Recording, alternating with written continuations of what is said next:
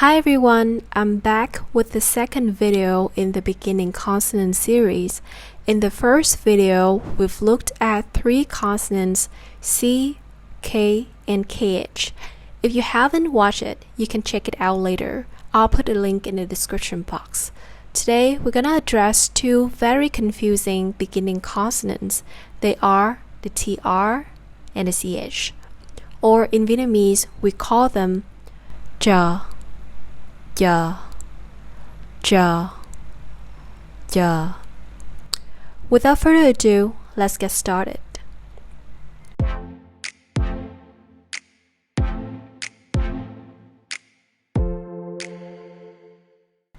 First, let's look at the TR consonant. In Vietnamese, this consonant is called ja, ja, ja. I actually have talked about this consonant in one of my videos. You can check that out later in the description box. Basically, this Vietnamese TR consonant sounds like the English CH sound as in chip, chat, or chopsticks. However, it seems that a lot of English speakers often mistake this Vietnamese sound for the English consonant cluster TR. They look the same but sound different. You should always keep in mind that the Vietnamese TR consonant sounds like the English CH sound as in chip. If you're not a native English speaker and don't know how to make this sound, here I have a graphic to illustrate how the sound is made. This is how a person looks from the side. Here we have the nose, the lips, the teeth, and the tongue. To make this sound, you raise the tip of your tongue to touch the front part of the roof of the mouth. Air builds up and then you release your tongue to make the sound. Ch, ch, ch. However, there's one small difference between the Vietnamese TR and the English CH sound that I did not mention in my previous video. That is, when making the English CH sound, the lips flare out, while this doesn't happen with the Vietnamese TR. In fact, when making the Vietnamese sound, the mouth's pretty flat from the side. This difference might be subtle to your ears or even your eyes, but I think being aware of it might make your Vietnamese sound more natural. Ch, ch.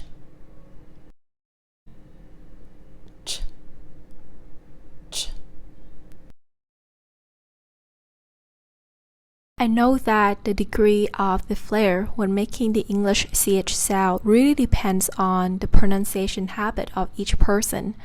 But if you are one of those people who tend to make your lips flare out quite a bit when making the English CH sound, then I think it would be better if you could make your lips flatter when saying the Vietnamese TR sound. Here I have two words. One is English and the other is Vietnamese. They are very similar in terms of pronunciation. Let's see how I say these two words. English word first and the Vietnamese word second. Also, pay attention to my lips when I make the beginning consonants. Chat, chat, chat, chat. As you can see, my lips are a little flared out when I make the English CH sound in English. On the other hand, my lips remain pretty flat when I make the Vietnamese TR sound. So, all in all, what you should remember about the Vietnamese TR sound is that it's similar to the English CH sound as in chat or chip, but your lips are flatter. Moving on to the Vietnamese CH sound. In Vietnamese, this sound is called ja, ja, ja. There are two main differences between this sound and the previous TR sound. First is the tongue position. Unlike the previous TR sound, where you use the tip of your tongue to touch the front part of the roof of the mouth, to make this Vietnamese CH sound, you instead use the middle part of the tongue to touch the middle part of the roof of the mouth. That's the first difference. The second difference is the amount of force you use when making these sounds.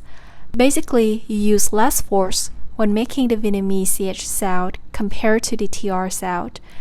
Now let's listen and compare those two sounds together. Ja, ja, ja, ja, ja, ja. Here are some examples for you to practice. Just focus on the beginning consonants in today's lesson. It's okay to mess up the vowels and the tones. Here we go. Yeah, J, ja, ja, chú, chú, trong, trong, chữ, chữ, chuyện, truyện, chí, trí, già, già. Here's the final important notes. In the South, many people often change the TR consonant to the CH consonant when speaking. However, not all Southerners do this. It really depends on the person's pronunciation habit. For example, my roommate, even though she was born and raised in the South and has certain accent, she still keeps the TR consonant as it is. My brother, on the other hand, prefers switching the TR consonant to the CH sound completely when speaking. Here I have an example sentence. So for this sentence, my roommate would say something like this. Mẹ ở trong nhà. Mẹ ở trong nhà. Mẹ ở trong nhà. And my brother would say something like this. Mẹ ở trong nhà. Mẹ ở trong nhà. Mẹ ở trong nhà. Me personally, sometimes I switch, sometimes I don't. I honestly don't know why I do this. Maybe I just do it out of habit. You might be really confused by now, but here's what I suggest doing. First, as for listening, you should acknowledge the fact that some Southerners might change the TR sound to the CH sound so that you don't get confused when you do so.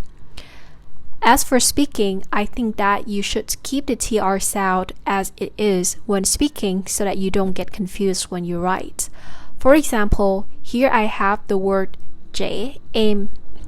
Trẻ em. If you switch the TR sound to the CH sound when speaking, you would sound something like trẻ em, which is totally acceptable. I personally do it. Nothing's wrong with it. However, when it comes to writing, you still have to follow the spelling rules, meaning that you cannot write trẻ em. You must write trẻ em. Therefore, if you don't differentiate these two sounds when speaking, you might mess up your spelling when you write. That's my suggestion. However, if you are confident with your spelling ability, then you can say whatever you want to say. It's up to you. Okay, that's it for today's lesson. I hope you learned something new. See you next time. Bye.